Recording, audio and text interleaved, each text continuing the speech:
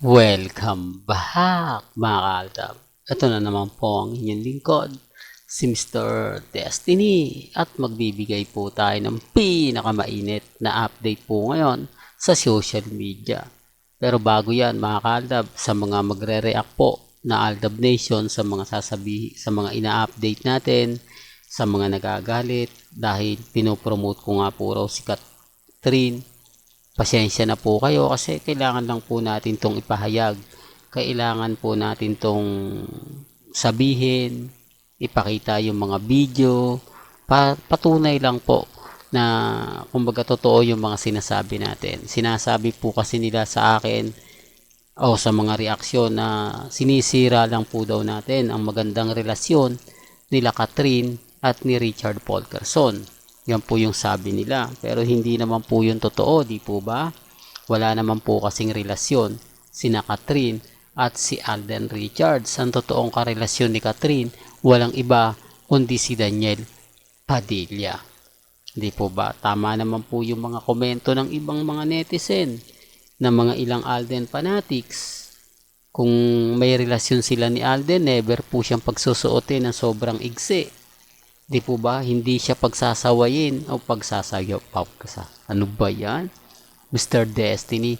Pagsasayawin ng kumbaga daring na talagang lulukso ang dugo mo kapag ka nakita mo. Yung tipong maninindig ang yung balahibo. Di po ba? Tapos mga mamis, mga titas pa ang makakakita. Di po ba? Anong iisipin nila? Anong unang magiging reaksyon nila? Kaya nga po kumakampi sila sa mga sinasabi ko dahil totoo naman po. Di po ba? Nakaramihan ang mga fans ni Alden Richards, mga mamis. O, yan, hindi ko binayaran yung mga mamis na nag-react ha. Hindi ko binayaran yung mga Alden fanatics para lang kumbinsihin sila. Para lang patunayan na tama po yung mga sinasabi ko o yung mga pinapaliwanag ko. Di po ba? May kanya-kanya po tayong pananaw at opinyon na ginagalang ko naman po talaga yan at nire-respeto. O, tapos eto pa po yung pinakamainit. Kung walang relasyon sina Catherine at si Daniel Padilla, bakit daw po nag-react si Daniel Padilla? Bakit daw stop bashing? Di po ba si Catherine? Samantalang si Alden Richards yung karelasyon niya, si Daniel Padilla ang mas parang apektado sa mga nababasa niya, sa mga nakikita niya. Di po ba? Kaya nga po yung tanong, si Alden Richards hindi ba nakikita yung pambabas kay Catherine sa social media?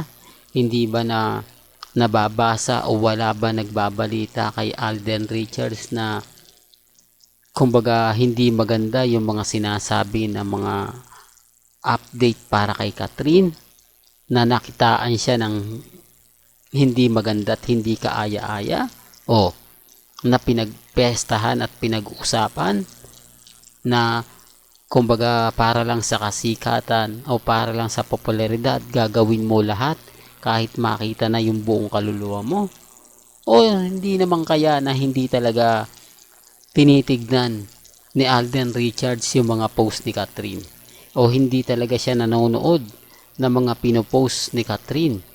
O, hindi po ba pwedeng mangyari yon? Kaya lang dito naman po tayo kay Daniel. Ibig sabihin lang po nito, updated si Daniel sa mga nagaganap at nangyayari kay Catherine sa social media. Kasi nag-react siya eh. Di po ba? Kasi nakita niya agad-agad. Kaya siya nagsalita ng ganon. At bakit pinangunahan niya si Alden Richards? Hindi po ba dapat kinausap niya muna? Di po ba? O nakiramdam muna siya bago sana siya mag-react? Hinintay niya muna magsalita si Alden Richards bago siya mag-second? Di po ba? Kumbaga dapat ang mauuna talaga si Alden Richards dahil sinasabi nga po ng Catden fans na kasal na daw yung dalawa, may regalo na nga naganap, nagpagawa na ng bahay, di po ba? Kasi unang-una sasabihin nila ng pamilya Paul Carson na pagsabihan mo nga yung ano, Pagtanggol mo nga si Catherine, Alden o Richards kasi nababa siya sa social media para hindi na to humaba, di po ba? O alam naman natin na mahihilig tuldukan ni Alden yan. Lalo na po matatandaan nyo yung issue ng hiwalayan ni Catriona Gray at ni San Melby na kung saan nag-react siya, di po ba? Na hindi nga po maganda yung sinabi niya na mamatay man. Po ba hindi niya ugali yung mga ganon? Doon pa lang medyo hindi niya sasabihin niya kung hindi siya naiinis. Hindi niya sasabihin yan kung wala siyang pinapatamaan.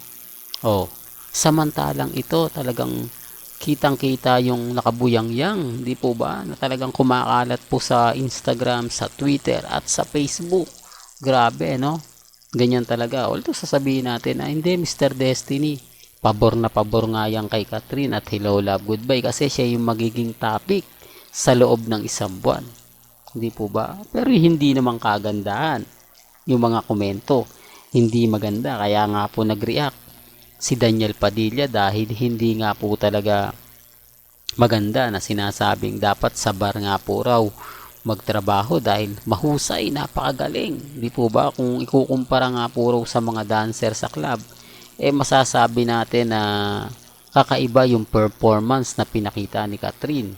Di po ba? Although sabihin natin, iba naman kusing rehearsal Di po ba? Iba yung isang linggo mong ginawa sa isang araw lang, di po ba? Kasi yung pagpagsayaw sa bar, normal na lang yun. Wala nang ibang practice yun Pagka sinabing sila yung magpe-perform, talagang di po ba? Kahit anong gawin na naman nila, okay lang dahil kukunti lang naman pong kalalakihan ang nanonood doon. Hindi katulad to, buong Pilipinas po, di po ba? Nakapanood, nakakita, nakasaksi. Kaya lang mapapaisip ka, bakit si Alden Richards hindi yan nakita? Bakit si Alden Richards hindi yan napanood? Di po ba? Baka sabihin, hindi, busy yan sobrang busy. Kung sobrang busy siya, sa tingin nyo, di po ba? Kung sobrang busy si Alden Richards, wala po bang taong magsasabi sa kanya?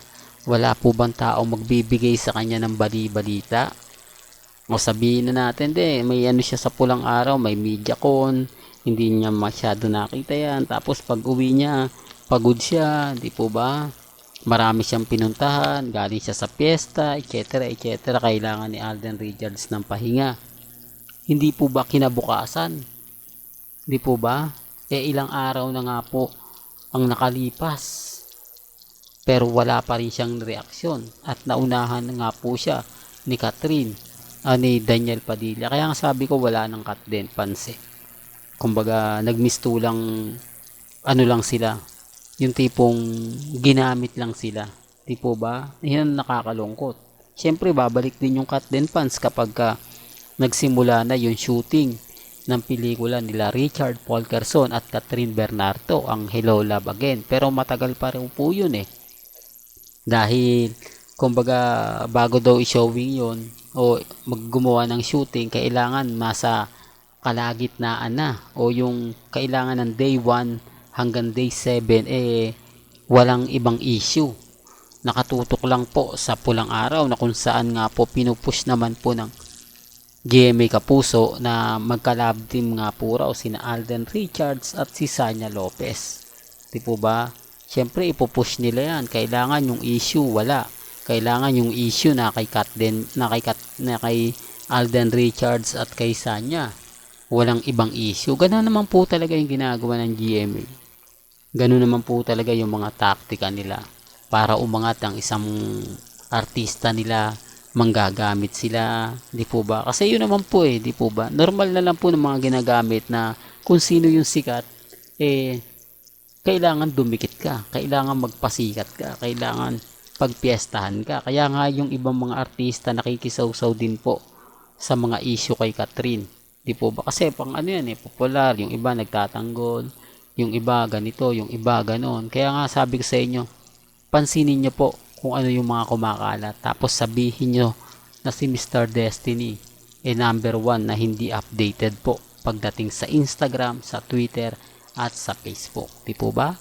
Well, hanggang dito na lang po yung updates natin mga ka-aldab. Kaya kung gusto nyo pa po ng pinaka-latest at mga sariwang update. Abay, lagi lang po kayong tututok sa channel ni Mr. Destiny para updated po kayo sa mga latest at sa mga bagong video po na ilalabas po natin maya maya lang. Hanggang sa muli, salamat po sa panonood at pakikinig.